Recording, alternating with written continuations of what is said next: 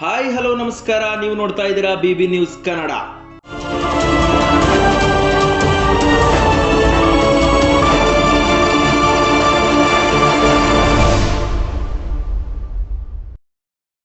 ಸಿರಿಗನ್ನಡಂ ಗೆಲ್ಗೆ ಸಿರಿಗನ್ನಡಂ ಬಾಳ್ಗೆ ಎಂಬ ಖ್ಯಾತ ನುಡಿಯೊಂದನ್ನ ಹೇಳ್ತಾ ನಾಡಿನ ಎಲ್ಲ ಬಂಧು ಮಿತ್ರರಿಗೆ ಬಿಬಿ ನ್ಯೂಸ್ ಕನ್ನಡ ವತಿಯಿಂದ ಕನ್ನಡ ರಾಜ್ಯೋತ್ಸವದ ಹಾರ್ದಿಕ ಶುಭಾಶಯಗಳು.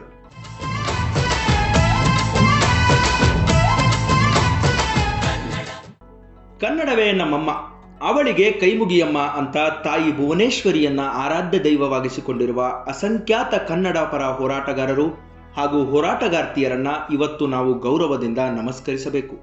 ಅದ್ಯಾಕೆ ಹೀಗೆ? ಅವರನ್ನ ಗೌರವಿಸೋದು ಅಷ್ಟೇನು ಅವಶ್ಯವೇ ಅಂತ ಯೋಚಿಸೋ ಹಾಗೂ ವಿರೋಧಿಸೋ ಬಣ ನಮ್ಮ ಸಮಾಜದಲ್ಲಿ ಬೆಳೆದುಕೊಂಡು ಬಿಟ್ಟಿದೆ. ಅವರಿವರ್ಯಾಕೆ? ನಮ್ಮ ಅತ್ಯಾಪ್ತ 224 ಜನ ಕೆಳಮನೆಯವರೇ ಇಲ್ಲವೇ?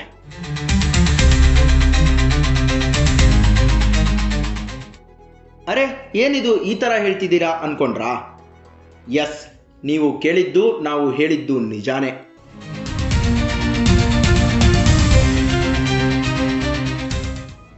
ತಮಗೆಲ್ಲ ಸರಿಯಾಗಿ ನೆನಪಿದ್ರೆ ಬರೋಬ್ಬರಿ 9 ತಿಂಗಳ ಹಿಂದೆ, ಅಂದ್ರೆ ಜನವರಿ 28, 2025 ತಾಯಿ ಭುವನೇಶ್ವರಿಯ ಪುತ್ಥಳಿಯನ್ನು ಅನಾವರಣಗೊಳಿಸಿ ಘನತೆವೆತ್ತ ಮುಖ್ಯಮಂತ್ರಿಗಳಾದ ಸಿದ್ದರಾಮಯ್ಯನವರು ಒಂದು ಸ್ಟೇಟ್ಮೆಂಟ್ ಕೊಟ್ಟಿದ್ರು. ಇನ್ನು ಮುಂದುವರಿಯೋಕ್ಕೂ ಮುಂಚೆ ಅದೇನು ಅಂತ ನೋಡ್ಕೊಂಡ್ಬಿಡಿ. ಅಂದ್ರೆ ಕನ್ನಡ ಹೋರಾಟಗಾರರ ಮೇಲಿನ ಕೇಸ್ಗಳನ್ನು ವಾಪಸ್ ಪಡಿಬೇಕು ಅಂತ ಹೇಳಿದ್ದಾರೆ. ನೋಡಿ, ಯಾರೋ ಕೈ ಎತ್ತಾ ಇದ್ದಾರೆ ಈಗ. ಅಲ್ಲಿ ಸಾರಾ ಗೋವಿಂದು ಕನ್ನಡ ಪರ ಹೋರಾಟ ಮಾಡದಂತ ಎಲ್ಲ ಕನ್ನಡಿಗರ ಮೇಲೆ ಏನೇನು ಕೇಸ್ಗಳು ಹಾಕಿದ್ದಾರೆ ಆ ಎಲ್ಲ ಕೇಸ್ಗಳನ್ನು ಕೂಡ ವಾಪಸ್ ತಗತೀವಿ. ಇನ್ನೇನಾರ ಹೇಳ್ಬೇಕಾ? ಹೇ ಸಾರಿ, ಸ್ಟೇಟ್ಮೆಂಟ್ ಅಂತ ಬಾಯಿ ತಪ್ಪಿ ಬಂತು. ಇದನ್ನ ನೋಡಿದ ಮೇಲೆ ನಿಮಗೆ ಡೈಲಾಗ್ ಅನಿಸ್ತಿದೆ ಅಲ್ವಾ? ಎಸ್, ಇದೊಂಥರ ಫಿಲ್ಮಿ ಡೈಲಾಗ್ ಹೊಡಿಬೇಕಾದ್ರೆ ನಾನೂ ಇರ್ಲಿ ಅಂತ ಮಾನ್ಯ ಉಪಮುಖ್ಯಮಂತ್ರಿಗಳಾದ DK ಶಿವಕುಮಾರ್ ಕೂಡ ಫ್ರೇಮ್ ಅಲ್ಲಿ ಬಂದು ಹೋದ್ರು. ಒಂದು ಅರ್ಜಿ, ಯಾರ್ಯಾರು ಕೇಸ್ಗಳಿದೆ ಕನ್ನಡ ಚಳವಳಿ ಮಾಡಿ ಅರ್ಜಿ ಕೊಟ್ರೆ ಆ ಕೇಸ್ಗಳನ್ನೆಲ್ಲ ವಾಪಸ್ ತಗೊಳ್ತಕ್ಕಂಥ ಕೆಲಸ ಮಾಡಿ ಅದು. ಯಾಕಂದ್ರೆ ಒಂದು ಕ್ಯಾಬಿನೆಟ್ ಸಬ್ ಕಮಿಟಿ ಮಾಡಿದೀವಿ. ಗೃಹ ಇಲಾಖೆ ಸಚಿವರ ಅಧ್ಯಕ್ಷತೆಯಲ್ಲಿ ಒಂದು ಕ್ಯಾಬಿನೆಟ್ ಸಬ್ ಕಮಿಟಿ ಮಾಡಿದ್ದೀವಿ. ಅದ್ರ ಮುಂದೆ ಅರ್ಜಿ ಕೊಟ್ರೆ ಆ ಕೇಸ್ಗಳನ್ನೆಲ್ಲ ಕ್ಯಾಬಿನೆಟ್ ನಲ್ಲಿ ಇಟ್ಟು ವಾಪಸ್ ತಗೊಳ್ಳಿಕ್ಕೆ ಅನುಕೂಲ ಆಗ್ತದೆ. ಸಾಹೇಬ್ರೆ, ವೇದಿಕೆ ಮೇಲೆ ಚಪ್ಪಾಳೆ ಗಿಟ್ಟಿಸಿಕೊಂಡು ಹೌದೋ ಹುಲಿಯ ಹೇಳಿಸಿಕೊಳ್ಳೋಕೆ ಮಾಡೋ ಗಿಮಿಕ್ ಅಲ್ಲ.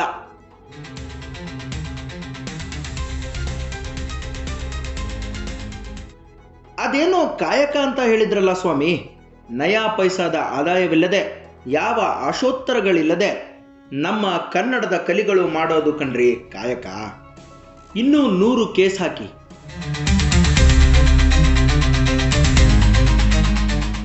ನೂರು ಸಾರಿ ಜೈಲಿಗೆ ಕಳಿಸಿದ್ರು ನಾಡು ನುಡಿ ಜಲ ಅಂತ ಬಂದ್ರೆ ಬೀದಿಗಿಳಿತಾರಲ್ಲ, ಅದು ಕಾಯಕ. ಪ್ರಜಾಪ್ರಭುತ್ವದ ದೇವಸ್ಥಾನದ ಮುಂದೆ ನಿಂತು ತಾಯಿ ಭುವನೇಶ್ವರಿಯ ಎದುರು ಬುರುಡೆ ಬಿಡ್ತಿರಲ್ರಿ. ರಾಜಕಾರಣ ಮಾಡೋಕೆ, ವೇದಿಕೆ ಮೇಲೆ ಹುಲಿಯ ಅನ್ನಿಸ್ಕೊಳ್ಳೋಕೆ ಹಸಿ ಸುಳ್ಳು ಹೇಳಬೇಕಾದ್ರೆ ನಿಮಗೇನು ಅನ್ಸಲ್ವಾ ಸಾರ್?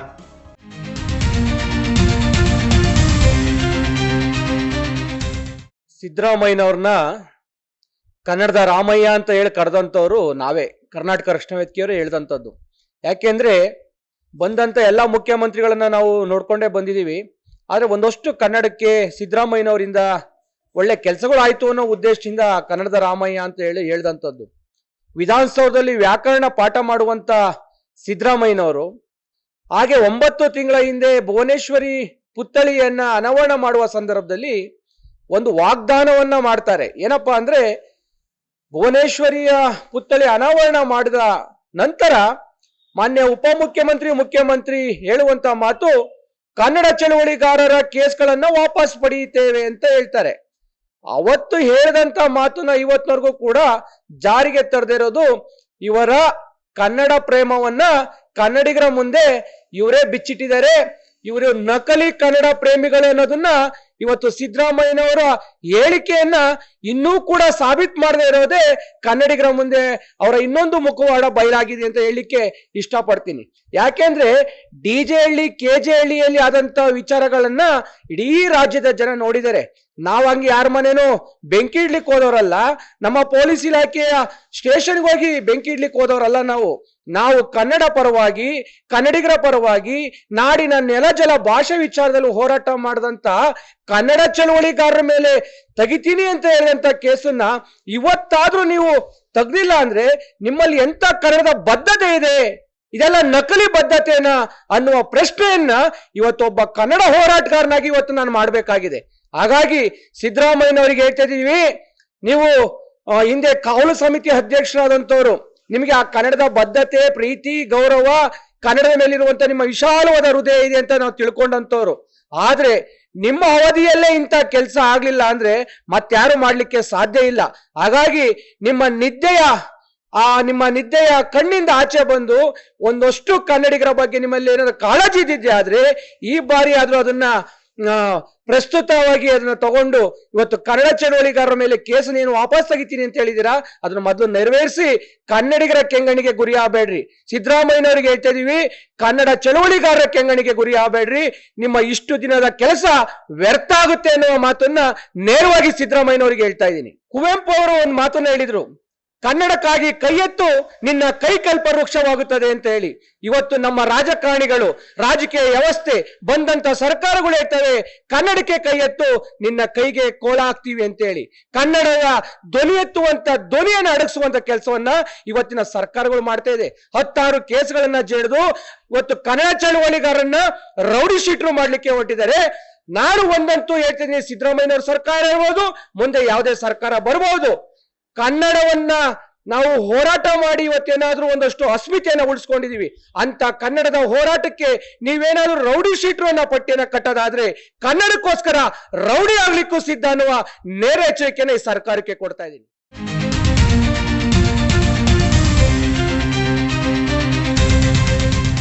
ಸಿದ್ದರಾಮಣ್ಣವರೇ, DJ ಹಳ್ಳಿ KJ ಹಳ್ಳಿ ಗಲಾಟೆಯಲ್ಲಿ ಸಿಕ್ಕಿದ್ದ ನಿಮ್ಮ ಕೈ ಕಾರ್ಯಕರ್ತರ ಕೇಸ್ ವಾಪಸ್ ತಗೋಬಹುದು. ಪ್ರಭಾವಿ ರಾಜಕಾರಣಿಯೊಬ್ಬ ಜೈಲಿಂದ ಬಿಡುಗಡೆ ಆಗ್ಬೇಕಾದ್ರೆ ನಡೆದ ಗದ್ದಲದಲ್ಲಿದ್ದ ನಿಮ್ಮವರು ಸೇಫ್ ಆಗ್ಬಹುದು. ಆದ್ರೆ ಕರ್ನಾಟಕದಲ್ಲಿ ಕನ್ನಡಿಗನೇ ಸಾರ್ವಭೌಮ ಅಂತ ಹಿಂದಿ ಹೇರಿಕೆಯ ವಿರುದ್ಧ ರೋಡಿಗಿಳಿದ ನಮ್ಮ ನಿಜವಾದ ಹುಲಿಗಳು ಮಾತ್ರ ಜೈಲುವಾಸ ಮಾಡ್ಬೇಕಾ?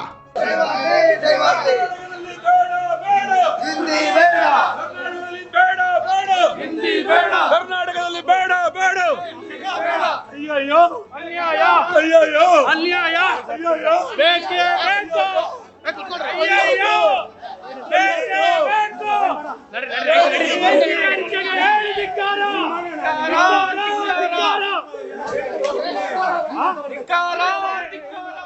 ಹಾಗಿದ್ರೆ ಅದ್ಯಾವ ಸಂಭ್ರಮಕ್ಕೆ ನೀವು ಕನ್ನಡ ಪರ ಹೋರಾಟಗಾರರ ಕೇಸ್ ವಾಪಸ್ ತಗೋತೀವಿ ಅಂದ್ರೋ ನಮಗಂತೂ ಅರ್ಥ ಆಗ್ತಿಲ್ಲ. ಈ ವೋಟ್ ಬ್ಯಾಂಕ್ಗಾಗಿ ಪರಭಾಷಿಕರನ್ನ ಓಲೈಸೋ ನಾಚಿಕ್ಗೆಟ್ಟ ರಾಜಕಾರಣದವರು ಅಂತಿರೋ ಕರವೇ ರಾಜ್ಯಾಧ್ಯಕ್ಷರಾದ ನಾರಾಯಣಗೌಡರು ಏನ್ ಹೇಳ್ತಾರೆ ಕೇಳೋಣ ಬನ್ನಿ. ಕನ್ನಡದ ಕಾಳಜಿ ಕಳಕಳಿ ಇಲ್ದವರು ವಿಧಾನಸೌಧದಲ್ಲಿ ಹೋಗಿ ಕೂತ್ಕೊಂಡ್ರೆ ಏನಾಗುತ್ತೆ ಅನ್ನೋದಕ್ಕೆ ಇದೇ ಸಾಕ್ಷಿ. ಪುಂಡ್ರು ಪೋಖ್ರಿಗಳು, ಯಾರ್ಯಾರ ಮನೆಗೆ ಬೆಂಕಿ ಹಾಕ್ತವ್ರು, ಗಲಭೆ ಮಾಡಿದವರು, ದರೋಡೆ ಮಾಡಿದವರು, ಅವ್ರಿಗೆಲ್ಲ ಬೇಲ್ ಸಿಗುತ್ತೆ, ಅವ್ರಿಗೆಲ್ಲ ಕೇಸನ್ನ ವಾಪಸ್ ತಗೋತಾರೆ. ಇಚ್ಚಿತಿಗೆ ಕಾಂಗ್ರೆಸ್ಸಿನ ಅನೇಕ ಗೂಂಡಾಗಳು ಮಾಡಿದಂಥ ಕೆಲಸಕ್ಕೆ ಅವ್ರದ್ದೆಲ್ಲ ವಾಪಸ್ ತಗೊಂಡ್ರು ಕೇಸ್ಗಳು. ಆದರೆ ಭುವನೇಶ್ವರಿ ಪ್ರತಿಮೆಯನ್ನು ಅನಾವರಣ ಮಾಡಿದಂಥ ಟೈಮಲ್ಲಿ ಮಾನ್ಯ ಮುಖ್ಯಮಂತ್ರಿಗಳು, ಮಾನ್ಯ ಉಪಮುಖ್ಯಮಂತ್ರಿಗಳು ಪ್ರತಿಜ್ಞೆ ಮಾಡ್ತಾರೆ, ಕನ್ನಡ ಚಳವಳಿಗಾರರ ಮೇಲೆ ಇರುವಂಥ ಎಲ್ಲ ಮೊಕದ್ದಮೆಗಳನ್ನ ವಾಪಸ್ ತೆಗಿತೀವಿ, ಭುವನೇಶ್ವರಿ ತಾಯಿ ನೀವು ನಮ್ಮನ್ನು ರಕ್ಷಣೆ ಮಾಡವ ಅಂತ ಹೇಳಿ. ಭುವನೇಶ್ವರಿ ಮುಂದೆ ಸುಳ್ಳು ಹೇಳುವಂಥ ಇವರು, ಭುವನೇಶ್ವರಿಯನ್ನೇ ಯಾಮರ್ಸುವ ಇವರು ಕನ್ನಡಿಗರನ್ನೇ ಅಮರ್ಸಲ್ವಾ? ಕನ್ನಡಿಗರಿಗೆ ಯಾವ ಕಾಳಜಿ ಇಟ್ಕೊಂಡು ಇವ್ರು ಕೆಲಸ ಮಾಡ್ತಾರೆ? ಭುವನೇಶ್ವರಿ ಮುಂದೆ ಪ್ರತಿಜ್ಞೆ ಮಾಡಿದ್ರು, ಎಲ್ಲ ಕನ್ನಡದ ಹೋರಾಟಗಾರರ ಮೇಲಿರುವ ಮೊಕದ್ದಮೆ ವಾಪಸ್ ತಗೋತೀವಿ ಅಂತ ಹೇಳಿ.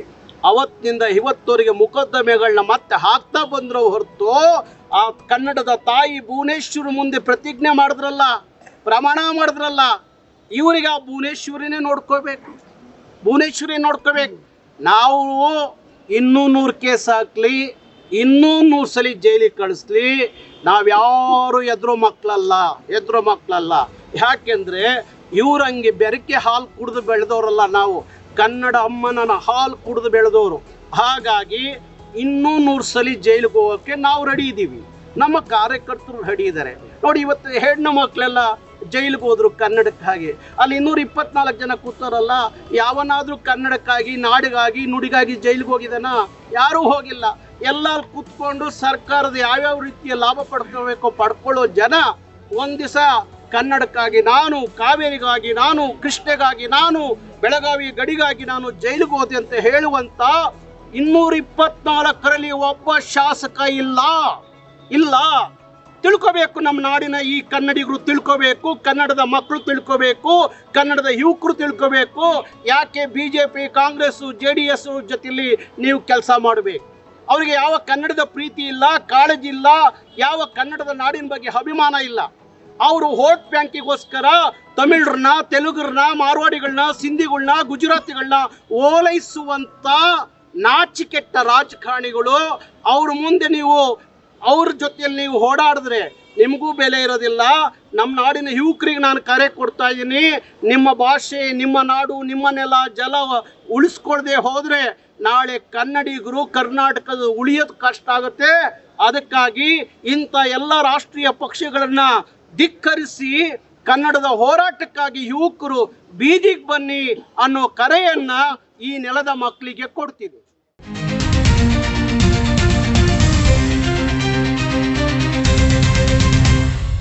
ಹೌದು ಗೌಡ್ರೆ, ಸರ್ಕಾರಗಳಿಗೆ ಕನ್ನಡ ಪರ ಹೋರಾಟಗಾರರು ಅಂದ್ರೆ ಮಲತಾಯಿ ಮಕ್ಕಳ ಧೋರಣೆ ಇದೆ ಅನ್ನೋದು ಬಹಿರಂಗವಾಗಿ ಕಾಣಿಸ್ತಿರೋ ಕಟು ಸತ್ಯ. ಕೇಳಿದ್ರಲ್ಲ ಸ್ನೇಹಿತರೆ, ಮಾನ್ಯ ಮುಖ್ಯಮಂತ್ರಿಗಳು ಕೇಸ್ ವಾಪಸಾತಿಗೆ ಹೇಳಿರೋ ಕ್ಯಾಬಿನೆಟ್ ಕಮಿಟಿ ಎಲ್ಲಿದೆಯೋ? 9 ತಿಂಗಳಿಂದ ಅದೇನು ಪಾಸ್ ಮಾಡ್ತಿದಾರೋ ಕಾಣಿಸ್ತಾನೇ ಇಲ್ಲ. ಒಟ್ನಲ್ಲಿ ಕನ್ನಡ ಪರ ಹೋರಾಟಗಾರರು ಅಂದ್ರೆ ಕಂಪನಿ ಮಕ್ಕಳು ಅನ್ಕೊಂಡಿರೋ ಹಾಗಿದೆ. ಪ್ರಾದೇಶಿಕ ಭಾಷೆಯ ಒಕ್ಕೂಟ ರಾಷ್ಟ್ರವೇ ಭಾರತ, ಕನ್ನಡವೇ ಅಗ್ರಗಣ್ಯ ಭಾಷೆ ಅಂತ ಹೋರಾಡೋ ಕೆಂಪು ಹಳದಿ ಶಾಲಿನವರು ಇವರಿಗೆ ಕಾಣಿಸಲ್ವೇನೋ? ಕನ್ನಡಕ್ಕೆ ಮಾತ್ರವೇ ನಮ್ಮ ಈ ಸರ್ಕಾರದ ಹಿನ್ನಡೆ ಯಾಕೆ? ಪಾಪ ನವೆಂಬರ್ ಡಿಸೆಂಬರ್ ಕ್ರಾಂತಿ ಮಾಡಿಕೊಂಡು ಕುರ್ಚಿ ನನಗಬೇಕು ನಿನಗಬೇಕು ಅಂತ ರಾಜಕಾರಣ ಮಾಡೋ ಇವರುಗಳಿಗೆ ಕನ್ನಡಕ್ಕಾಗಿ, ಕಾವೇರಿಗಾಗಿ, ಕೃಷ್ಣೆಗಾಗಿ, ಬೆಳಗಾವಿ ಗಡಿಗಾಗಿ, ಪರಪ್ಪನ ಅಗ್ರಹಾರದಲ್ಲಿ ಮುದ್ದೆ ಮುರಿಯೋಕ್ಕೂ ಸೈ ಅನ್ನೋ ನಮ್ಮ ಕನ್ನಡದ ಹುಲಿಗಳ ಗರ್ಜನೆ ಸ್ವಲ್ಪ ತೊಂದರೆ ಮಾಡ್ತಿದೆಯೇನೋ?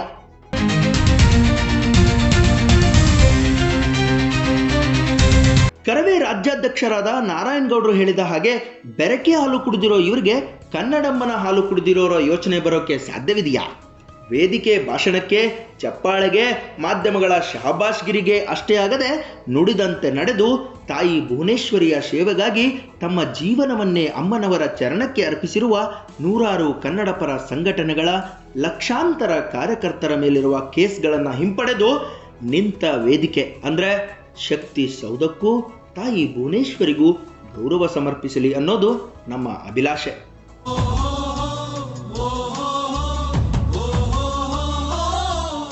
ನೆನಪಿರಲಿ, ಈ ಹೋರಾಟ ಕನ್ನಡಕ್ಕಾಗಿ ಹಾಗೂ ಕನ್ನಡಿಗರಿಗೋಸ್ಕರ ಮಾತ್ರ.